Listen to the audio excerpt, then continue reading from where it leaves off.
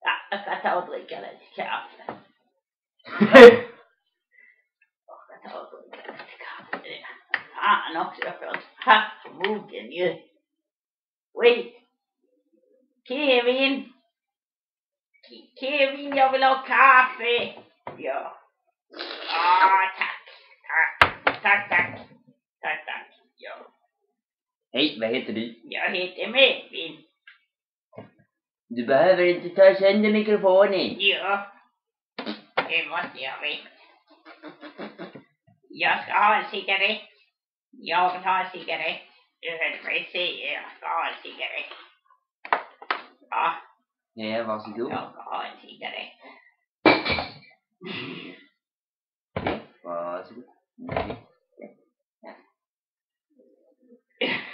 Det är fel håll. Fel håll.